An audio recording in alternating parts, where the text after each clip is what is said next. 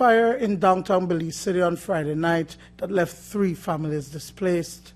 Sometime around 8:30 p.m., the upper flat of a 2-story wooden house on Prince Street went up in flames. The fire started on the upper flat, which was completely gutted, but the lower flat received massive water damage.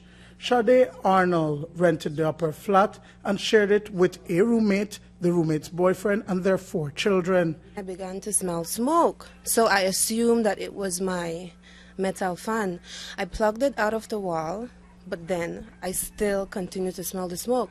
At that time, I heard footsteps outside of my door, so I opened my door and I saw my roommates, 2 kids to my left, and they were like, Auntie, we need water.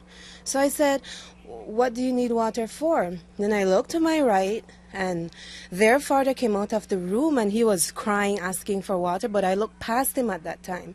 And when I looked into the room, I saw that the entire wall was engulfed in flames.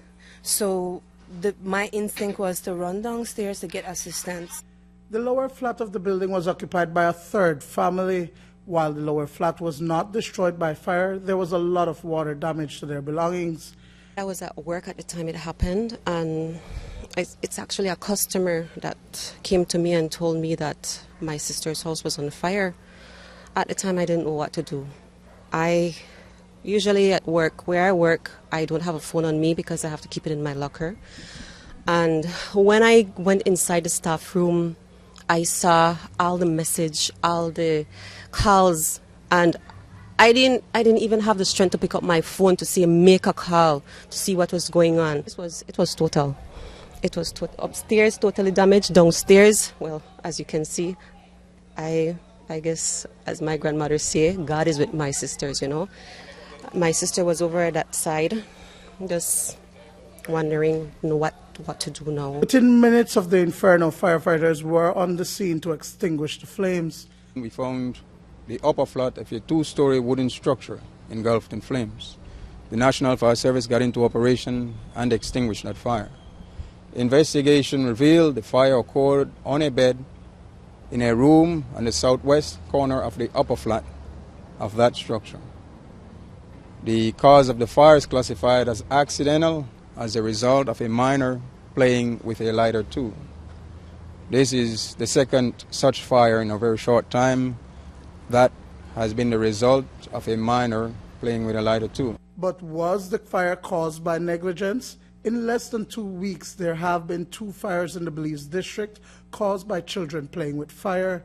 Station manager at the National Fire Service, Orin Smith, cautioned parents and guardians. The National Fire Service takes this opportunity to once again appeal to the general public to please train the children that matches, lighters, and ladders and lighted candles are tools for adults to use and not toys for children to play with. Children learn by watching adults, and they will imitate what adults do. If they find these lighters, they will play with them naturally. You should teach the children that these things are not toys for them to play with. Also, keep these things as much as possible far out of the reach of children. Neither the house nor its contents were insured. While all 3 families were renting from the owner, who lives in the U.S., all their household items and belongings were destroyed by the blaze. My sister and my 2 brothers live downstairs. Another young lady and another family live upstairs. So I don't know where they are right now. I don't know what their plan will be next. Right now, we are actually trying to figure out what we will do from here. Well, my brothers and sisters, they have my house where they can stay at this time, do whatever they need to do. But at the same time, their businesses are gone. Right? Yes, their business are all gone. My brother, he does games, CDs and so forth to sell. His 2 computers totally damaged. My sister, she has her salon here. All her stuff is destroyed. What I'm seeking assistance from that is from these ministers, because it's not when election time you come and you render your assistance to poor people.